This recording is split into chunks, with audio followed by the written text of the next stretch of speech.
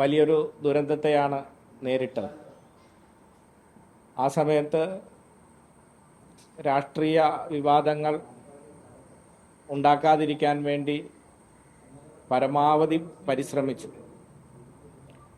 പക്ഷെ ഗവൺമെൻറ് ദുരന്തത്തെ അതിജീവിക്കുന്നതിന്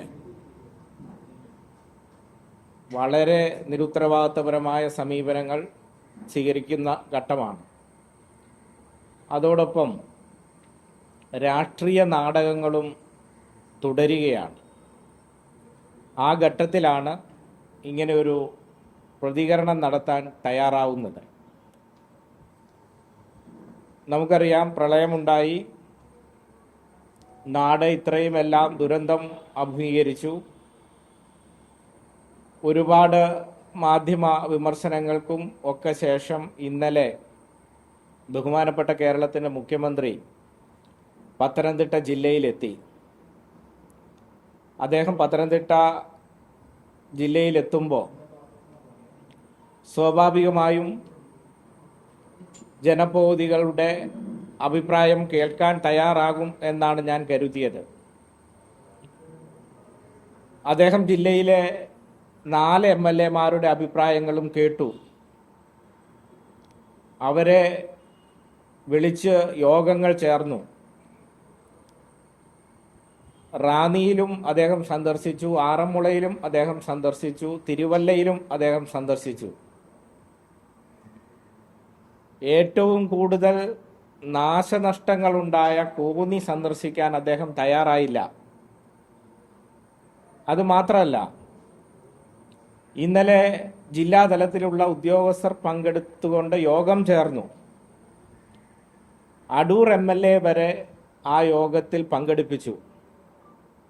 എനിക്ക് ഒരു വിധത്തിലുള്ള അറിയിപ്പും അത് സംബന്ധിച്ച് നൽകിയില്ല. ഞാൻ അന്വേഷിച്ചപ്പോൾ ബന്ധപ്പെട്ട ആളുകൾ പറയുന്നത് മുഖ്യമന്ത്രിയുടെ ഓഫീസ് തന്നെ കോന്നി MLA അറിയിക്കേണ്ടതില്ല എന്ന് നിർദ്ദേശിച്ചു എന്നാണ്. അത് വളരെ ബോധപൂർവമായിരുന്നു ആ നിർദ്ദേശം. കാരണം ആ യോഗത്തിൽ ഞാൻ പങ്കെടുത്താൽ ഗ്രൗണ്ടിൽ ഉണ്ടായിട്ടുള്ള, ഫീൽഡിൽ ഉണ്ടായിട്ടുള്ള പോരായ്മകൾ ചൂണ്ടിക്കാട്ടും.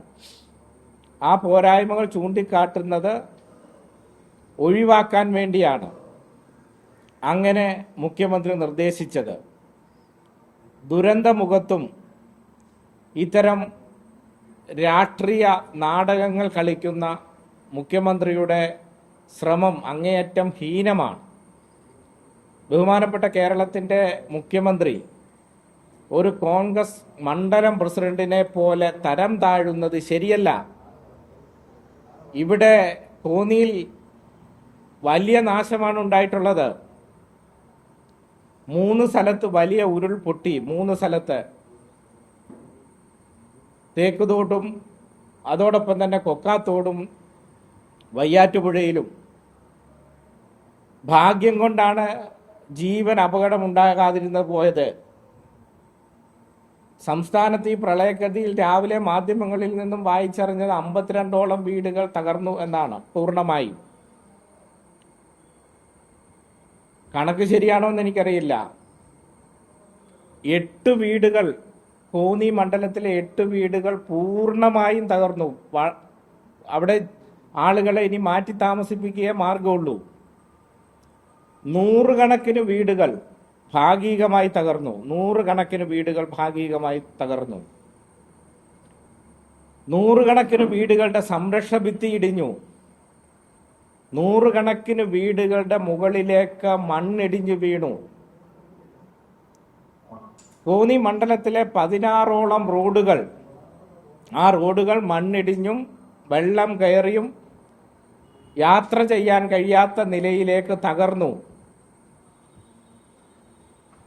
കോന്നിയിലും പത്തനംതിട്ട ജില്ലയിലും കേരളത്തിലുമെല്ലാം ഓണത്തിനുൾപ്പെടെ കൃഷി സാധനങ്ങൾ, വാഴക്കുല ഉൾപ്പെടെ ഉൽപ്പാദിപ്പിക്കുന്ന സ്ഥലമാണ് കോന്നി.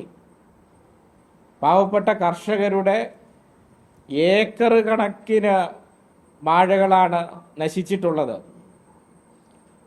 ഇവിടെ പാട്ടത്തിന് കൃഷി ചെയ്യുന്ന ആളുകളുണ്ട്, അല്ലാത്ത ആളുകളുണ്ട്. എല്ലാവരും 1000-ഉം 2000-ഉം ഒക്കെ വാഴ കൃഷി ചെയ്യുന്ന കർഷകർ അവരുടെ എല്ലാ പ്രതീക്ഷയും ഈ ഓണത്തിന് വിളവെടുക്കുന്ന പ്രതീക്ഷയിലായിരുന്നു.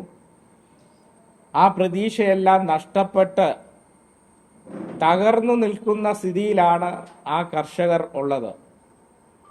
ഏക്കർ കണക്കിന് നമ്മൾ നോക്കിയാൽ വിവിധ ഭാഗങ്ങളിൽ ഏക്കർ കണക്കിന് വാഴകൾ ഒടിഞ്ഞ് നിൽക്കുകയാണ്. നിസ്സഹായതയോടെ ആ കർഷകരെല്ലാം അത് നോക്കി നിൽക്കുകയാണ്. എല്ലാ കൃഷി വിളകളും നശിച്ചു. സമാനതകളില്ലാത്ത ദുരന്തമാണ് ഉണ്ടായിട്ടുള്ളത്. കോന്നിയിലെ ജനങ്ങളെ അപമാനിക്കുന്നതിന് തുല്യമായി പോയി മുഖ്യമന്ത്രി ഇന്നലെ ചെയ്തത്. കാരണം അദ്ദേഹം വരുന്ന വഴിയിൽ എവിടെയെങ്കിലും വാഹനമൊന്ന് നിർത്തിയാൽ മതിയായിരുന്നു. കോന്നിയിലൂടെ വരുന്ന വഴിയിൽ എവിടെയെങ്കിലും വാഹനമൊന്ന് നിർത്തിയിരുന്നുവെങ്കിൽ ആ പാവപ്പെട്ടവന്റെ കൃഷിഭൂമിയെങ്കിലും ഒന്ന് കണ്ടിട്ട് പോകാമായിരുന്നു. തീർത്തും അപലപനീയമാണ് മുഖ്യമന്ത്രിയുടെ ഭാഗത്തുണ്ടായിട്ടുള്ള ഈ സമീപനം.